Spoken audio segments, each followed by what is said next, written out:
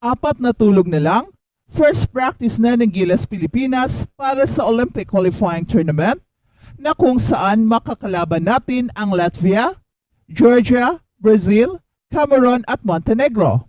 Gaganapin ang closed-door training ng Gilas sa Inspire Sports Academy in Calamba, Laguna na kung saan it is expected na sa unang araw pa lang ay kompleto na ang lahat ng mga players. Lahat ng mga players led by Kai Sotto, Junmar Fajardo, and Justin Brownlee. Well, yan ang ating pag-uusapan in this video at panoorin hanggang dulo dahil magbabasa kami ng mga comments at shoutout. Pero bago yan ay meron muna tayong pag-giveaway. Hey, hey, hey! Attention mga kapatrol! Get ready for an epic giveaway! Once Express Info hits 150k subscribers, one lucky winner will win the incredible Oppo Reno 11F 5G smartphone. Here's how to join. Step 1. Subscribe to Express Info right now. Step 2. Like this video. Then step 3. Comment anything good and positive about our idol Kai Sotto. Super easy. Just subscribe, like, and comment. Ito na ang unang ensayo ng Gilas Pilipinas and it is expected na ibang Kai Sotto na ang makikita natin. Isang mas malakas na Kai Sotto, mas mabigat, at may mas mataas na kumpiyansa ang ating maaasahan after sa kanyang ginawang matinding training under the watchful eyes of Coach Melantin na kung saan dinaanan ni Kai ang iba't ibang mga challenges para makamit ang mas malapad na katawan, mas mabigat na timbang at mas malakas na katawan. Expected rin ang isang volleyball na Kai Sotto sa kanyang muling paglalaro sa Gilas Pilipinas at inaasahan natin na sa pagdating ng mga laban natin versus Latvia and Georgia sa unang round ay gagamitan ni Kai ng matinding lakas ang mga kalaban. Expect him to dominate inside the paint with his newfound strength and power coupled with his insane skills.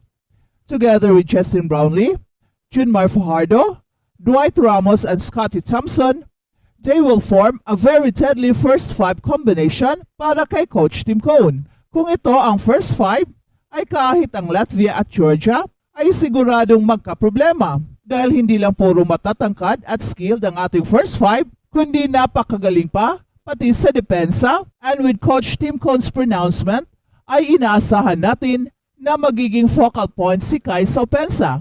And hopefully, magagampanan ni Kai ang binigay na tiwala ni Coach Tim Cone dahil ito ang kailangan para mapadali ang katuparan sa kanyang NBA dream. At eto na ang shoutout na inyong hinihintay mga kapatrol. Shoutout at Monching Grande, Olympic Qualifying Tournament is approaching. Hopefully, Gilas will qualify for against the top and win if not the best, but the most competitive team up to the final. Congrats Boston! Shoutout at Johnny Kens. Kahit saan, basta importante, malaki sahod. Yan naman talaga habol natin para gumanda buhay. Hindi kailangang mag-NBA. Kung pagdating doon, minimum lang sahod 250,000 to 550,000 per month sa mga two-way contract. Shoutout at Buhay Ilog. Good luck to your journey, Kaizu. Keep positive. Shoutout at Renante Lugatiman. Go Kai for the first full-blooded Filipino NBA player.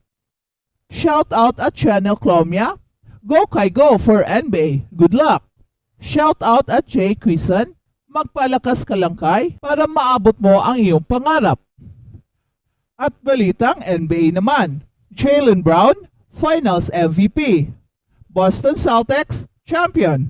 Kompleto na ang championship journey ni na Jason Tatum, Jaylen Brown at Coach Joe Mazzola.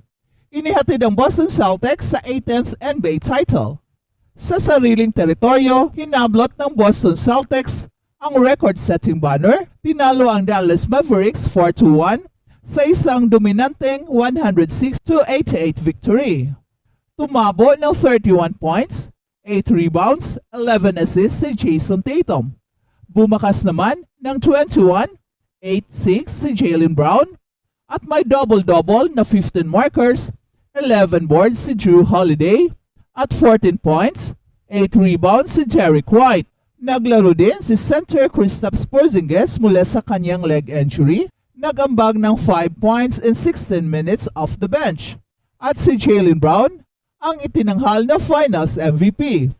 Binasag ng Boston Celtics ang tablahan nila ng Los Angeles Lakers sa may pinakamaraming championship banners sa 16th anniversary ng huling pagtataas ng Larry O'Brien Trophy noong 2008. Pagtunog ng final buzzer ay natulala itong si Jason Tatum habang hinawakan ang ulo nito at binigyan ng standing ovation ng maingay na crowd sa TD Garden. It means the world, bulalas ni Jason Tatum matapos tanggapin ang trophy mula kay NBA Commissioner Adam Silver. It's been a long while, and Tam, I'm grateful. Tumapos naman si Luka Doncic ng 28 points, 12 rebounds para sa Dallas Mavericks, pero naka 15 points mula sa 5 of 16 shooting lang ang kanyang tandem na si Kyrie Irving. At halos walang naiambag ang kanilang supporting cast. At inuwi ni Jaylen Brown ang NBA Finals MVP. Sinapawan si Jason Tatum at si Jaylen Brown na sungkit ang NBA Finals MVP. Sa final series laban sa Dallas Mavericks, may average ito na 20.8 points, 5.4 rebounds, and 5 assists. Matapos namang nakuha ang Finals MVP, pinuri ni Jaylen Brown itong si Jason Tatum. I share this with my brothers and my partner in crime, Jason Tatum.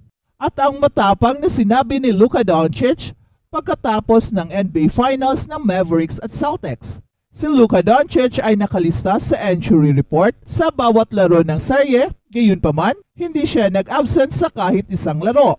Pagkatapos ng pagkatalo, tinanong siya ng isang reporter tungkol sa kanyang mga injury. At ang sagot ng Dallas Mavericks star ay hindi na raw mahalaga ang kanyang injury o kung gaano siya nasaktan. Nandoon at sinubukan niyang maglaro pero hindi raw sapat ang kanyang nagawa.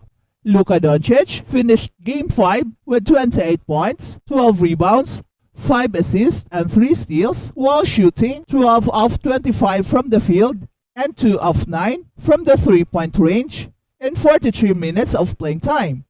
Ang Dallas Mavericks ay nagkaroon pa rin ng napaka-productive year kung saan sila ang 5th seed sa Western Conference na may record na 50-32. Nalampasan nila ang NBA playoffs noong 2023, kaya ang pag-abot sa finals isang taon ang nakalipas ay isang malaking tagumpay. Luka Doncic ended the regular season na may average na 33.9 points, 9.2 rebounds, 9.8 assists, and 1.4 steals per contest, while shooting 48.7 from the field and 38.2 from the 3-point range in 70 games.